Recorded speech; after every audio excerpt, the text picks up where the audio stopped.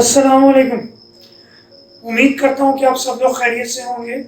मैं हूँ आपका दोस्त Hasan Javed, YouTube channel Ravian allrounder से। मैं आज आप लोगों को पाकिस्तान स्टडीज़ का चैप्टर नंबर 1 का पहला टॉपिक जो है वो पढ़ाने जा रहा हूँ।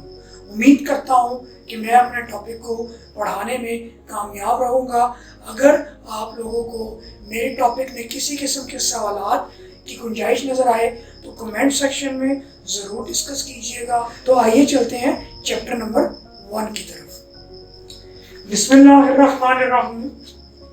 पाकिस्तान स्टडीज़, मुतालिया Pakistan, class 10th, chapter number 1, history of Pakistan part 2, यानी कि तारीख़ पाकिस्तान पार्ट 9। अच्छा, तो बेटा सबसे पहले ज़रूरी है कि इस चैप्टर में ये जो पार्ट 2 लिखा हुआ है ये क्यों लिखा गया है, ये क्यों लिखा गया है। इस 2 को समझने के लिए आपको थोड़ा सा पीछे जाना पड़ेगा, क्लास 9th की तरफ, यानी कि 9वीं जमात की तरफ। ज्यादा टाइम नहीं लूंगा इस चीज को समझाने के लिए। आप लोगों ने 9वीं जमात में जो तारीख पढ़ी है, जो हिस्ट्री पढ़ी है, उसका जो इरा है वो 1857 से स्टार्ट होता है, 1947 तक जाता है और 1947 से 1971 तक जाता है। 1857 में आपके पास बेटा वॉर ऑफ इंडिपेंडेंस का इवेंट है, जिसको हम लोग उर्दू में कहते हैं जंगे आज़ादी। 1947 में बेटा आपके पास क्रिएशन ऑफ पाकिस्तान है, जिसको उर्दू में कहते हैं तामीर पाकिस्तान। 1971 में बेटा आपके पास मौजूद है सेपरेशन ऑफ बंगाल, यानी कि मशरिकी पाकिस्तान की अलहदगी। ये जो बेटा आप लोगों ने डिस्कस किया है यहाँ तक, ये आप लोगों ने पढ़ा था 9वीं जमात में, जमात 9 में, 9th क्लास में। इसको कहते हैं पार्ट 1। और ये जो हिस्ट्री ऑफ पाकिस्तान पार्ट 2 लिखा हुआ है, इसकी हिस्ट्री हम लोग डिस्कस करेंगे 1971 से लेके 2004 तक।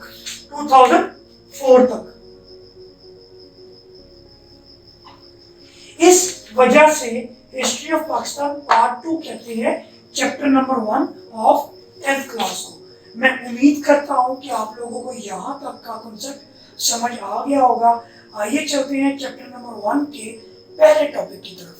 अच्छा, तो बेटा बात करते हैं आपकी पाकिस्तान स्टडीज के चैप्टर नंबर 1 का जो पहला टॉपिक है उसका नाम है जुल्फ़िकार अली भुट्टो। जुल्फ़िकार अली भुट्टो।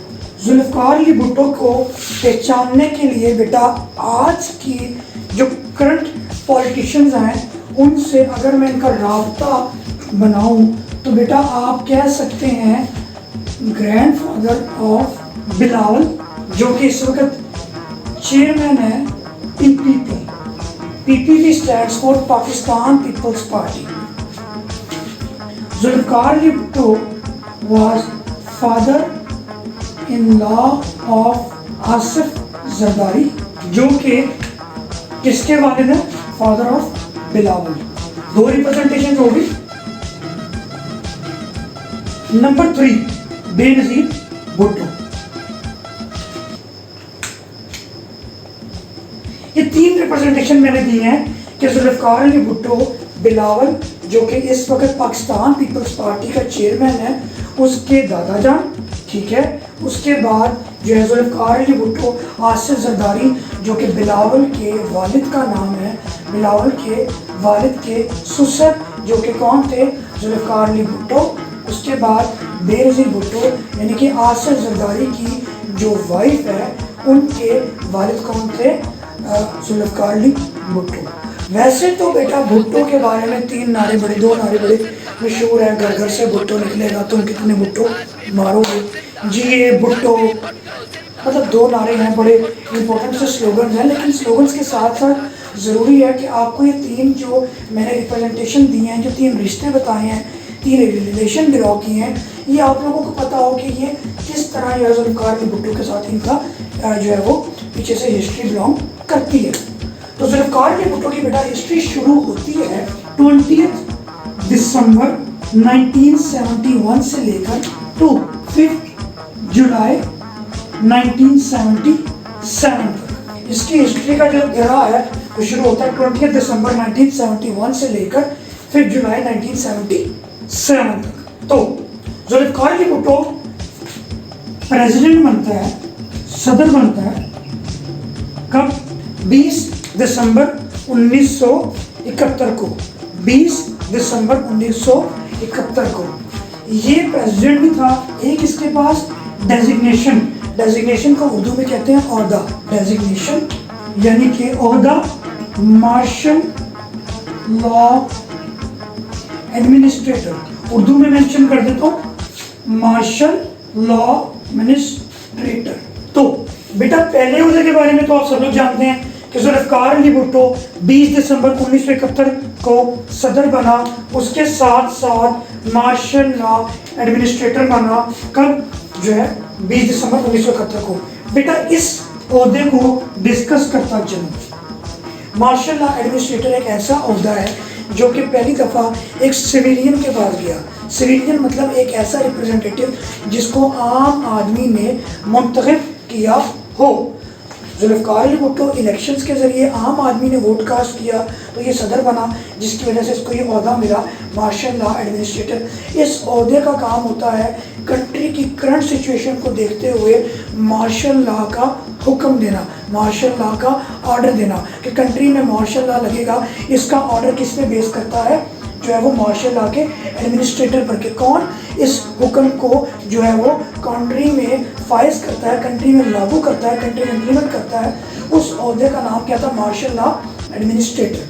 तो बेटा आगे चलते हैं कि martial law administrator Zulfikar Ali Bhutto से पहले जिस बंदे के पास ये ओहदा था वो था जनरल याह्या खान, जिसका ताल्लुक आर्मी से था, फिर जनरल तिक्का खान जिसका ताल्लुक आर्मी से था। हम ये कह सकते हैं कि जुल्फ़िकार अली भुट्टो पहला सिविलियन था जिसके पास ये पोस्ट आई थी। इससे पहले ये पोस्ट जितने भी लोगों के पास आई है उनका ताल्लुक आर्मी से था। ये वाहिद ऐसा शख्स था जिसका ताल्लुक आम आदमी की रिप्रेजेंटेशन से था, आर्मी से नहीं था। जुल्फ़िकार अली भुट्टो के जैसे ही सदारत संभालने के बाद after getting the seat of president, after getting the seat of martial law administrator, Zulfikar Ali Bhutto ने वही तकरीर की जो हमारे दौर में, आजकल के दौर में मुख्तलिफ सदरों ने की थी, जैसे कि इमरान खान ने की थी, इससे पहले मियाँ मोहम्मद नवाज शरीफ साहब ने की थी। तो स्पीच वही थी कि मैंने पाकिस्तान को एक ऐसे मुश्किल हालात में पाया है, एक ऐसे मोड़ पर पाया है। I got the presidentship of Pakistan on the turning point. मैंने एक ऐसी मुश्किल सिचुएशन में पाकिस्तान को हासिल किया है जिसमें पाकिस्तान जो है वो बहुत ज़्यादा मुश्किल हालात से गुजर रहा है। मैं पाकिस्तान को एक ऐसा नया और प्रोग्रेसिव तरक्की याफ्ता मुल्क बनाऊंगा। प्रोग्रेसिव मतलब तरक्की याफ्ता, जैसा कि कायद-ए-आज़म ने ख्वाब देखा था, which was dreamed by Quaid-e-Azam Muhammad Ali Jinnah. ये थी इसकी स्पीच। जी तो बेटा जुल्फ़िकार अली भुट्टो को पढ़ने के बाद उसकी इकनॉमिक रिफॉर्म्स पर जाने से पहले दो टर्म्स के बारे में आप लोगों को लाजमी पता हो, फिर ही आप लोग जुल्फ़िकार अली भुट्टो की इकनॉमिक रिफॉर्म्स को, मुआशी इस्लाहात को ज़्यादा बेहतर तरीके से समझ सकेंगे। आइए चलते हैं उन दो टर्म्स की तरफ। एक है बेटा नेशनलाइजेशन, जिसका नाम है कौमी तहवील में लेना। नंबर 2 है प्राइवेटाइजेशन, निजी हाथों में। नेशनलाइजेशन बेटा क्या होता है? एक कंट्री में जितनी भी इंडस्ट्रीज हैं, कंपनीज हैं, स्कूल्स हैं, फैक्ट्रीज हैं, वो किसके अंडर काम करती हैं? गवर्नमेंट के अंडर। किसके अंडर? गवर्नमेंट के अंडर। ये industries, companies, schools, factories etcetera जितने भी इदारे हैं, इनको गवर्नमेंट चलाती है, गवर्नमेंट यहाँ पे काम करने वाले एम्प्लॉयज़ की सैलरीज को पे करती है। इसका फ़ायदा ये होता है कि जितनी भी इंडस्ट्रीज़ हैं, कंपनीज़ हैं, स्कूल्स हैं, फैक्ट्रीज़ हैं, यहाँ से जितना भी टैक्स कलेक्ट होता है वो भी गवर्नमेंट के पास जाता है। इसके अलावा गवर्नमेंट के अपने शेयर्स होते हैं जिसका प्रॉफिट जो है वो गवर्नमेंट को मिलता है। ये स्टेप जुल्फ़िकार अली भुट्टो के दौर में इसलिए बेनिफिशियल था क्योंकि जुल्फ़िकार अली भुट्टो के दौर में प्राइवेटाइजेशन थी, ज़्यादा पैसा गवर्नमेंट के पास नहीं आता था, पब्लिक अफेयर्स के ऊपर, हेल्थ के ऊपर, एजुकेशन के ऊपर जो है वो पैसा स्पेंड नहीं हो पाता था, जिसकी वजह से जुल्फ़िकार अली भुट्टो ने नेशनलाइजेशन की तरफ जाना चाहा। इसको कहते हैं बेटा नेशनलाइजेशन। नेशनलाइजेशन ज़्यादा फ़ायदेमंद इसलिए होती है क्योंकि इसमें पैसा ज़्यादातर गवर्नमेंट के पास आता है और पैसा ज़्यादातर पब्लिक लेवल पे स्पेंड होता है। लेकिन इसके कुछ ड्रॉबैक्स भी हैं, वो हम लोग नेक्स्ट टॉपिक में पढ़ेंगे जो कि इकोनॉमिक एक्सपेक्ट के, इकोनॉमिक रिफॉर्म्स के बाद आएगा। उसके बाद आता है बेटा प्राइवेटाइजेशन। प्राइवेटाइजेशन में बेटा क्या होता है, कंट्री में जितनी भी इंडस्ट्रीज़ हैं, फैक्ट्रीज़ हैं, जितने भी स्कूल्स हैं, कंपनीज हैं, प्राइवेटाइजेशन में बेटा क्या होता है, कंट्री में जितनी भी इंडस्ट्रीज हैं, फैक्ट्रीज हैं, स्कूल्स हैं, कंपनीज हैं, एटसेट्रा, ये सब गवर्नमेंट की बजाय किसके अंडर काम करती हैं, प्राइवेट लोगों के पास, प्राइवेट ओनर्स, सोसाइटी के कुछ आम लोग, कुछ आम सरमायादार, कुछ आम पैसे वाले लोग, कुछ आम वर्ती लोग जिनकी अपनी एक वैल्यू होती है, वो लोग काम करते हैं इन फैक्ट्रीज के मालिक के तौर पे। गवर्नमेंट का काम है बेटा सिर्फ और सिर्फ टैक्सेस रिसीव करना। Government only receive taxes. इसके अलावा गवर्नमेंट कोई भी रेलिवेंट अमाउंट पे या रिसीव नहीं करती है।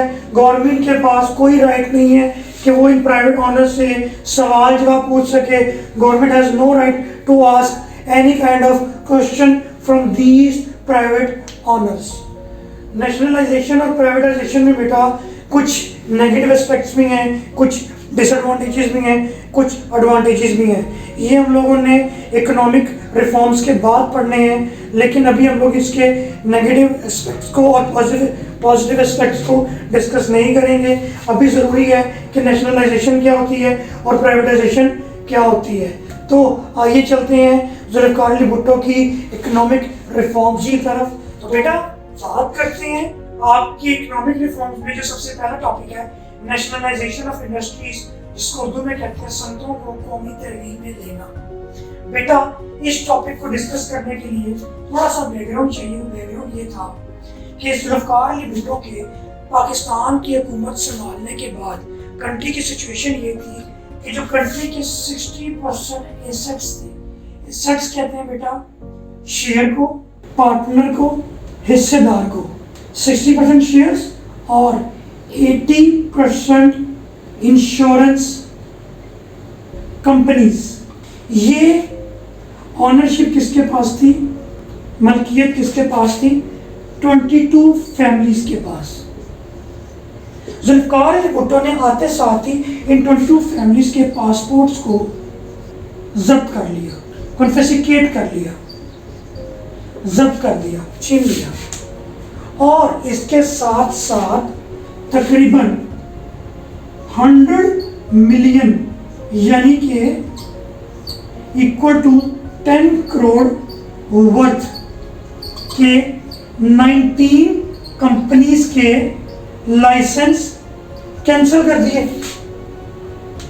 भुट्टो का मानना ये था कि जितनी भी बड़ी बड़ी कंपनी हैं ये गवर्नमेंट के अंडर रहनी चाहिए ताकि इन कंपनी से जो पैसा आए, जो प्रॉफिट जनरेट हो, जो आमदनी आए, जो अर्निंग आए, वो पैसा कहाँ स्पेंड हो, पब्लिक पे, हेल्थ पे, एजुकेशन पे। लेकिन ये तीनों चीज़ों पे पैसा तभी स्पेंड होगा जब इन कंपनीज को कौन रन करेगा, कौम, स्टेट, गवर्नमेंट। इसलिए भुट्टो ने 100 मिलियन यानी कि 10 करोड़ वर्थ की 19 कंपनीज के लाइसेंस को कैंसिल कर दिया। 2 जनवरी 1972 को जो बड़ी बड़ी 10 इंडस्ट्रीज हैं उनको जो है वो कौम के हवाले कर दिया। किसके, नेशन के। कौन रन करेगा, स्टेट रन करेगी। कौन रन करेगा, गवर्नमेंट रन करेगी। वो 10 कंपनियां कौन सी थी? ऑटोमोबाइल, केमिकल, ऑटोमोबाइल मतलब जो व्हीकल्स होते हैं, केमिकल जो केमिकल्स बनाती हैं, कंज्यूमर गुड्स से मुराद ये कि जो चीज़ें हम आम इंसान बेकरी से, स्टोर से, ग्रोसरी स्टोर से परचेज करते हैं, घरों के लिए इस्तेमाल करते हैं, उन चीज़ों को कहते हैं कंज्यूमर गुड्स। कंज्यूमर गुड्स में हमारे पास आता है लेस की फैक्ट्री है, पेप्सी है, कोका कोला है, ऑलपर्स है, नेस्ले है, ये सब कंज्यूमर गुड्स में आती है। ट्रैक्टर जो कि ट्रैक्टर है मतलब कल्टीवेशन लैंड में इस्तेमाल होता है। हैवी मशीनरी जो जनरेटर वगैरह है। स्टील इंडस्ट्री, स्टील के बारे में आप लोग जानते हैं, सरिया वगैरह, ये बड़ी जो स्टील इंडस्ट्री है।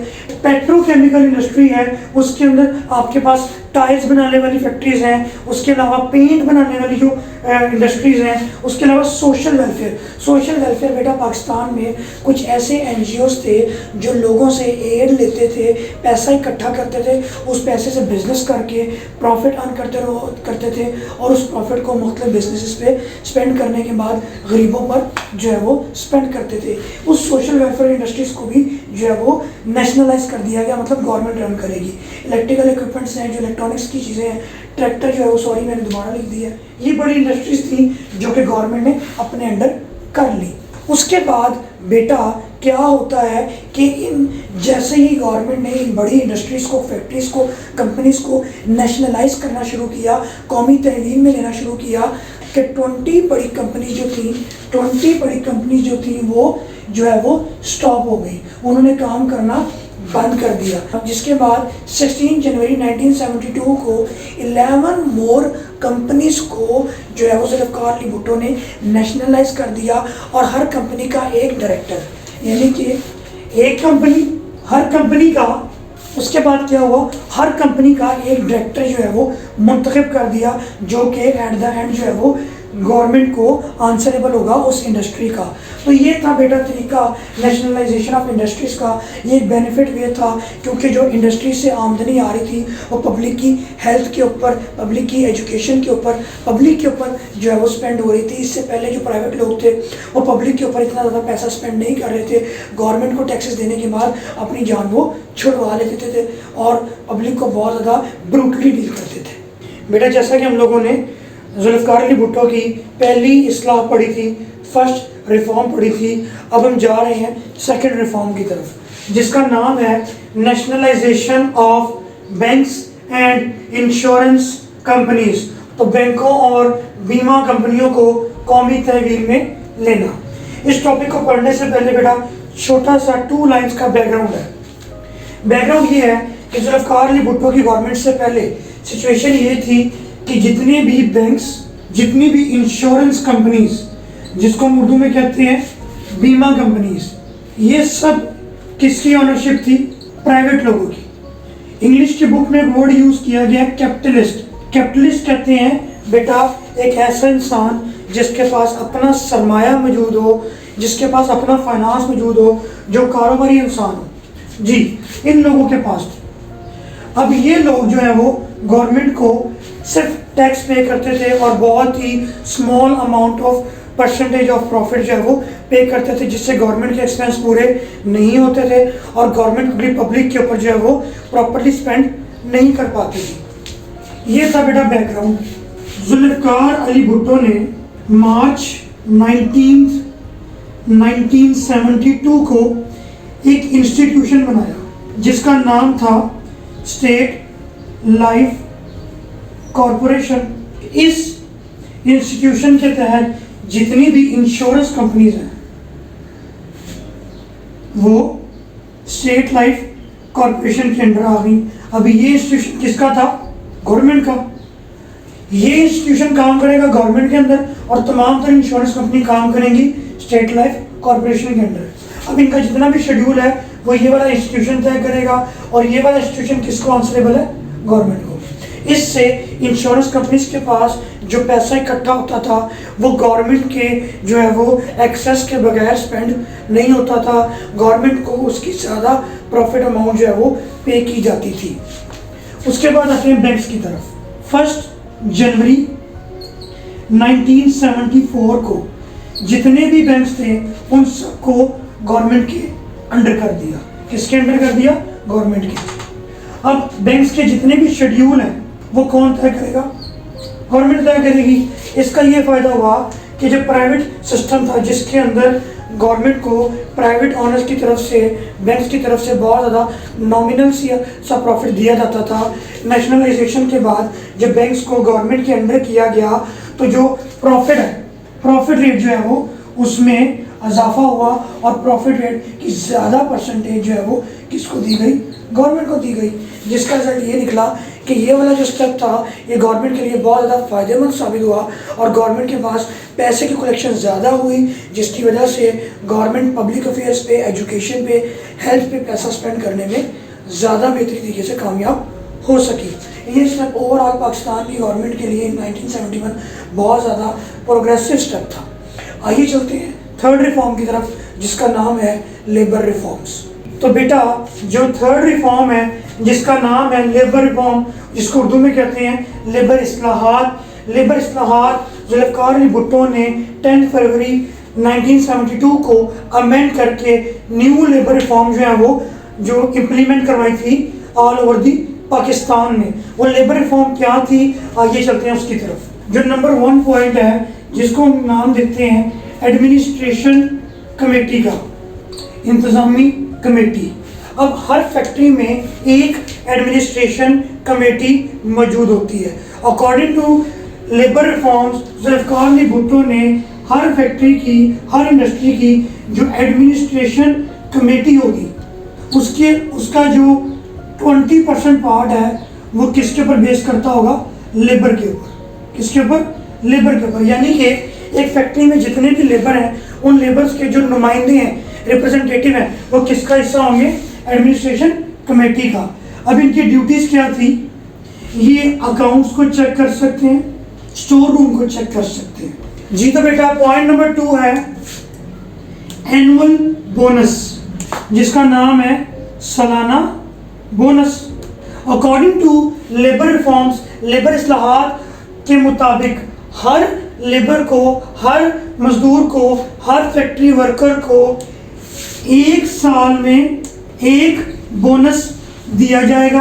अब वो जो बोनस है वो इक्वल होगा 1 मंथ सैलरी, 1 मंथ सैलरी। इसके साथ साथ जो है फैक्ट्री वर्कर, अगर जो फैक्ट्री है वो ज़्यादा प्रोडक्शन जनरेट करती है, ज़्यादा प्रॉफिट अर्न करती है, उस बेस पे भी फैक्ट्री की लेबर को बोनसेस दिए जाएंगे। आइए चलते हैं पॉइंट नंबर 3 की तरफ। Point number 3 is working time, जिसको उर्दू में लिखते हैं औकात कार। तो बेटा वर्किंग टाइम में जो है वो लेबर्स के लिए एक सूटेबल टाइम जो है वो एडजस्ट कर दिया गया था, that labour would work 48 hours in a week. 48 hours divided by 6 is equal to 8, यानी कि 8 घंटे पर डे जो है वो मजदूर फैक्ट्री में काम करेगा, जबकि इससे पहले जो था वो 9 घंटे था, यानी कि 54 आवर्स इन अ वीक, 54 घंटे एक हफ्ते में काम लिया जाता था। इसके साथ अगर ओवर टाइम, अजाफी वक्त, अगर कोई मजदूर, कोई लेबर ओवर टाइम काम करना चाहता है, 8 घंटे से ज़्यादा काम करना चाहता है, तो वो अपनी मर्जी से काम कर सकता है, लेकिन उसके अगेंस्ट उसको पे किया जाएगा। ये था पॉइंट नंबर 3। अब आते हैं पॉइंट नंबर 4 की तरफ। पॉइंट नंबर 4 है बेटा राइट ऑफ लेबर, मजदूरों का हक। तो बेटा पॉइंट नंबर 4 के अकॉर्डिंग क्या था कि जितने भी लेबर हैं उनको इंश्योरेंस, उनकी इंश्योरेंस फैसिलिटी उनको दी जाएगी। नंबर 2, उनको पेंशन दी जाएगी, उनको ग्रेजुएटी दी जाएगी।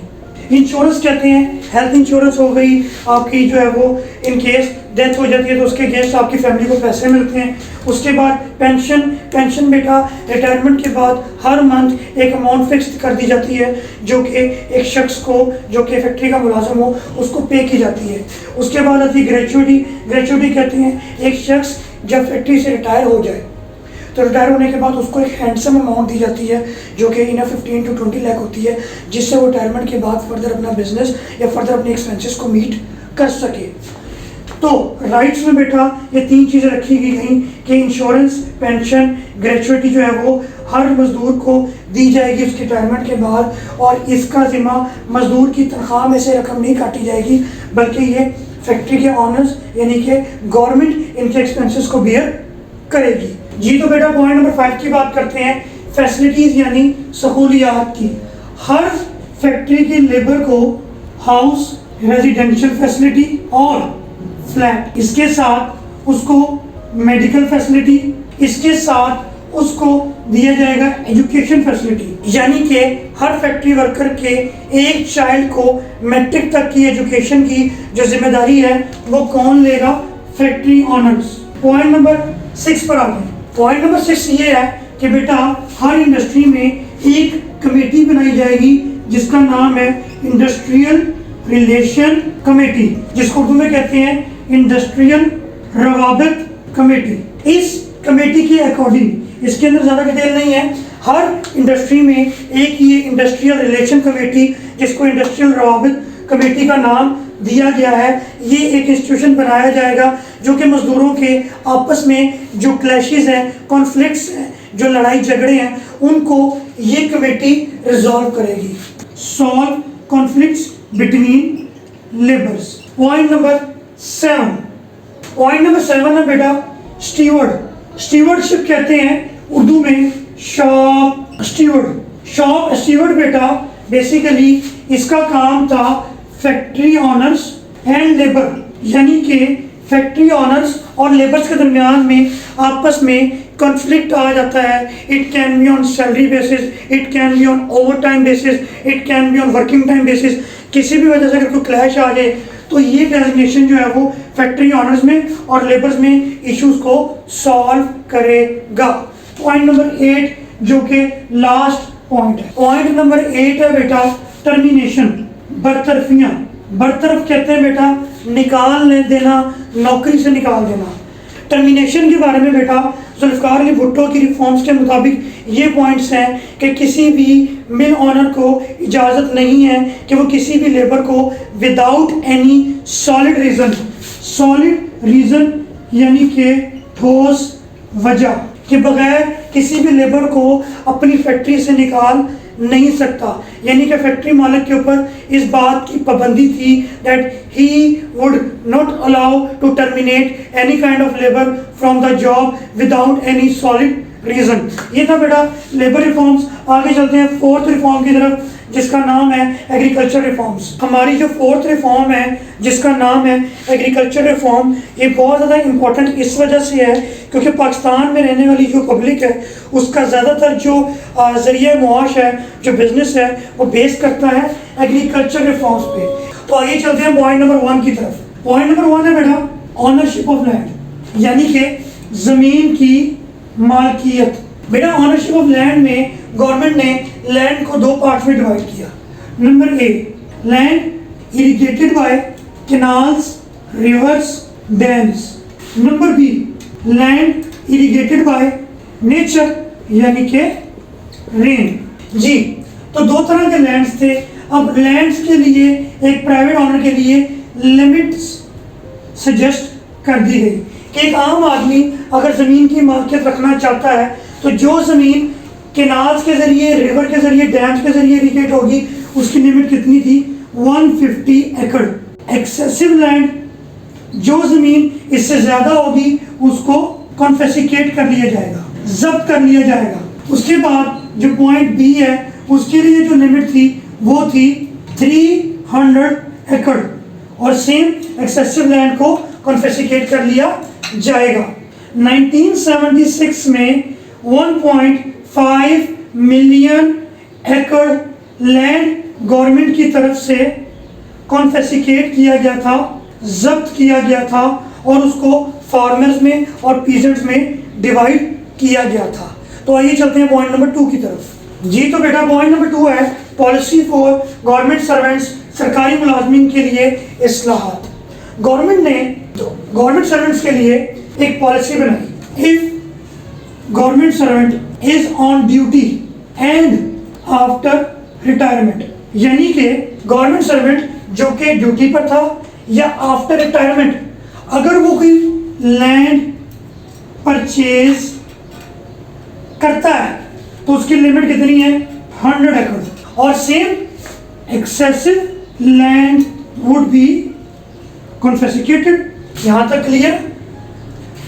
गवर्नमेंट ने ये पॉलिसी बना दी, लेकिन आर्मी ऑफिसर्स वर एग्जेम्प्टेड, यानी कि आर्मी ऑफिसर के ऊपर ये पॉलिसी लागू नहीं होगी।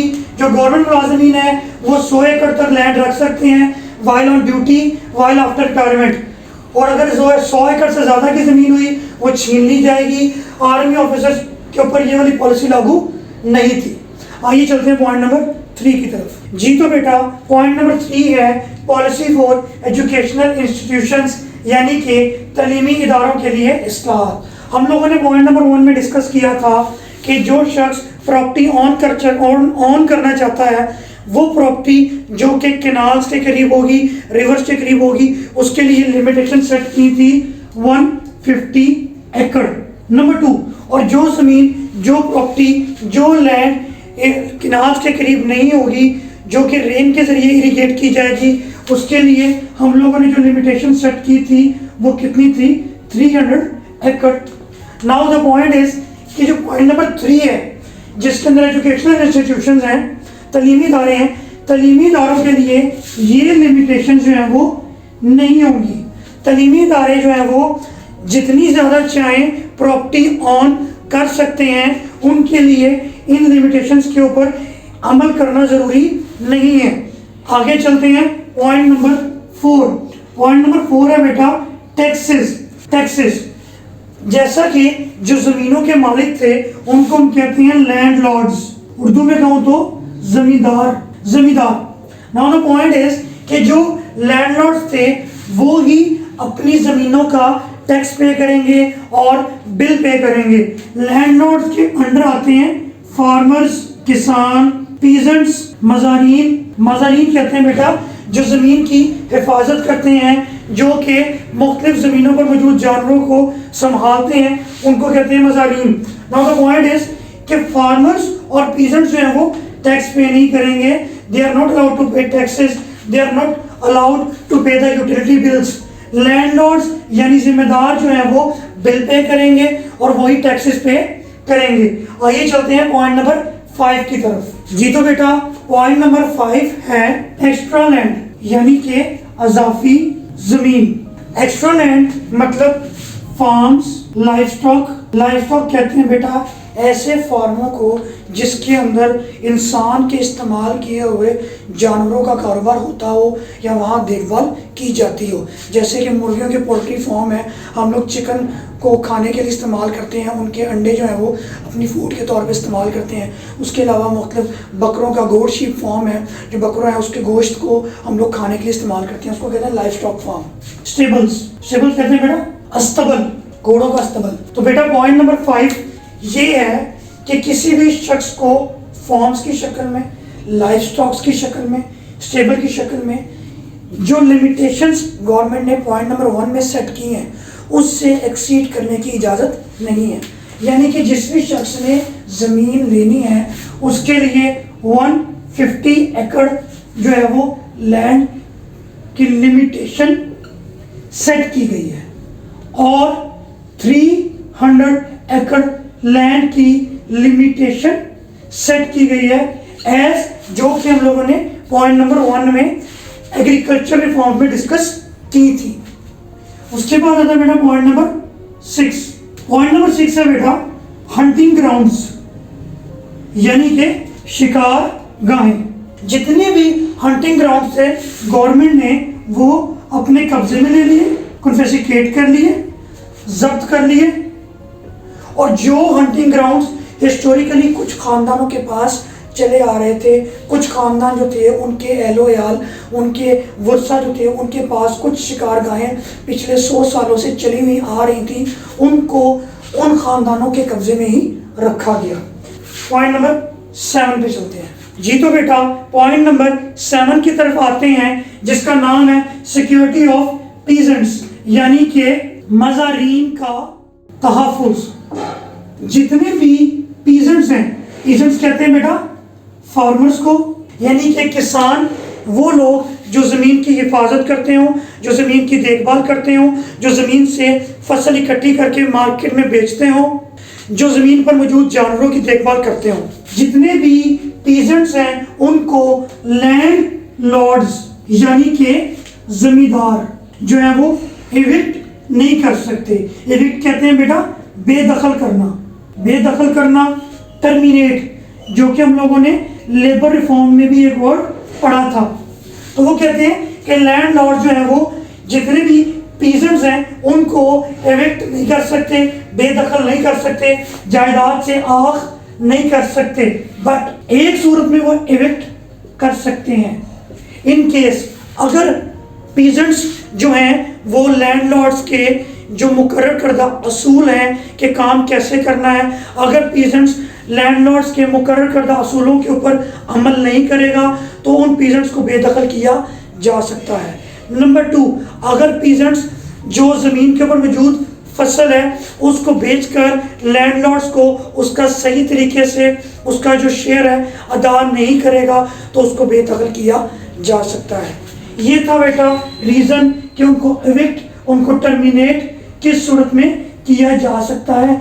अब चलते हैं पॉइंट नंबर 8 की तरफ। जी तो बेटा पॉइंट नंबर 8 है कंसोलिडेशन ऑफ लैंड यानी कि इस्तेमाल अराजी। कंसोलिडेशन कहते हैं बेटा इकट्ठा करना, यानी कि सॉलिड बनाना, स्ट्रॉन्ग बनाना। क्या था कि मुख्तलिफ जो फार्मर्स थे, लैंडलॉर्ड्स थे, किसान थे, उनकी ज़मीनें कुछ किस जगह पे थी, कुछ ज़मीनें किसी और जगह पे थी। तो वो जब कल्टीवेशन करते थे तो उनको एक जगह से दूसरी जगह जाने के लिए डेफिनेटली रिसोर्सेज चाहिए थे। इतने फाइनेंशियल रिसोर्सेज उनके पास नहीं थे, इतने फाइनेंशियली वो स्ट्रॉन्ग नहीं थे, जिसकी वजह से वो अपने रिसोर्सेज को इस्तेमाल नहीं कर पाते थे और ज़मीनों को, कुछ ज़मीनों के टुकड़ों को वो कल्टीवेट कर लेते थे और कुछ ज़मीनों के टुकड़ों को वो कल्टीवेट नहीं करते थे, जिसकी वजह से गवर्नमेंट ने कंसोलिडेशन ऑफ लैंड यानी कि इस्तेमाल अराजी की स्कीम शुरू की। इसकी वजह से जिस किसान की ज़मीन एक जगह पर थी और बाकी हिस्सा ज़मीन का दूसरी तरफ में था, उसको एक जगह पर लैंड इकट्ठा दे दिया जाता था, ज़मीन का टुकड़ा दे दिया जाता था ताकि वो वहाँ पर जो है वो कल्टीवेशन कर सके। इसकी वजह से एक स्कीम बनाई गई जिसका नाम रखा गया कंसोलिडेशन ऑफ लैंड्स, जिसको उर्दू में कहते हैं इस्तेमाल अराजी। मुख्तलिफ किसानों को एक ही जगह पर उनकी ज़मीनें जो है वो इकट्ठी कर दी गई, उनको ख़रीदो फरोख्त करके एक किसान को ज़मीन जो है वो इकट्ठी ले दी गई ताकि वो वहाँ पे कल्टीवेट कर सके, और जो उसकी ज़मीन दूसरी जगह पे थी उसको किसी और को सेल करके किसी और का लैंड जो है वो इस्तेमाल कर दिया गया, कंसोलिडेट कर दिया गया। पॉइंट नंबर 9, अंजुमन इमदादे बाहमी। अंजुमन इमदादे बाहमी जी, तो बेटा ये एक छोटा सा इंस्टीट्यूशन बनाया गया था। इस इदारे का मकसद क्या था? Mechanised farming. मैकेनाइज्ड कहते हैं बेटा मशीनों के ज़रिए फार्मिंग करना, कल्टीवेशन करना। हमारे पाकिस्तान के अंदर जितने भी फार्मर्स मौजूद हैं उनके पास इतने फाइनेंशियल रिसोर्सेज मौजूद नहीं है कि वो मुख्तलिफ बड़ी बड़ी मशीनों का इस्तेमाल कर सकें, जिसकी वजह से बेटा उनके लिए अंजुमन इमदाद बामी के नाम से एक इंस्टीट्यूशन बनाया गया जो कि मुख्तलिफ फार्मर्स को मैकेनाइज्ड फार्मिंग, मशीनों का इस्तेमाल करने का जो हुनर था वो बताता था, और इसके साथ साथ मशीनों को ख़रीदने के लिए फार्मर्स को फाइनेंशियल सपोर्ट देता था, लोन्स देता था ताकि फार्मर जो है वो मशीनें ख़रीद के मैकेनाइज्ड फार्मिंग की तरफ जा सकें। पॉइंट नंबर 10, लोन्स, कर्जे। बेटा मुख्तलिफ किसानों को कर्जे दिए गए ताकि जो है वो मुख्तलिफ किसान अपनी ज़मीन के ऊपर कल्टीवेशन के लिए, फार्मिंग के लिए ट्रैक्टर ख़रीद सकें, पेस्टिसाइड ख़रीद सकें, केमिकल्स ख़रीद सकें और छोटी छोटी मशीनरी ख़रीद सकें। आप देखते हैं कि जब आप उकाड़ा की तरफ जाते हैं या साउथ की तरफ जाते हैं तो बहुत सारे आपके पास एग्रीकल्चर लैंड ऐसे आते हैं जहाँ पर बड़ी बड़ी मशीनरी का इस्तेमाल होता है, ट्रैक्टर का इस्तेमाल होता है, किस लिए? हल चलाने के लिए, फार्मिंग के लिए, कल्टीवेशन के लिए। लेकिन उसी दौरान उसी के साथ कुछ लैंड ऐसे भी है जहाँ पर किसान जो है वो मुख्तलिफ गधा गाड़ियों का, बैल गाड़ियों का, कैटल्स का इस्तेमाल करते हैं कल्टीवेशन के लिए, क्योंकि उनके पास रिसोर्सेज मौजूद नहीं हैं। उन गरीब किसानों को सपोर्ट करने के लिए, मैकेनाइज्ड फार्मिंग के लिए उनको लोन दिए जाते हैं ताकि वो केमिकल्स, पेस्टिसाइड्स खरीद सकें मज़ीद कल्टीवेशन को बेहतर बनाने के लिए। ये था बेटा हमारे 10 पॉइंट्स ऑफ एग्रीकल्चर रिफॉर्म्स। जी तो बेटा उम्मीद करता हूँ कि आप लोगों को मेरे टॉपिक की अच्छे से समझ आई होगी। जो कुछ गलतियाँ मैंने की होंगी, स्पेलिंग मिस्टेक्स की, उसके लिए मैं माफ़ी चाहता हूँ, माजरत चाहता हूँ। और मैंने बहुत सारे पॉइंट्स को हेडिंग के ज़रिए डिस्कस किया ताकि आप लोग जो है वो पेपर अटैम्प्ट करते वक्त हेडिंग का यहाँ से फ़ायदा उठा सकें। उम्मीद करता हूँ कि आप लोगों को मेरा लेक्चर पसंद आया होगा। मज़ीद ऑथेंटिक और अट्रैक्टिव लेक्चर्स के लिए मेरे चैनल रावियन ऑलराउंडर को सब्सक्राइब करें और बेल आइकन प्रेस करना मत भूलिएगा ताकि आप लोगों तक मेरा लेक्चर जो है वो डेली बेसिस पे पहुंच सके। इंशाल्लाह फिर मुलाकात होगी नेक्स्ट लेक्चर के साथ। आपका दोस्त हसन जावेद। अल्लाह हाफ़िज़।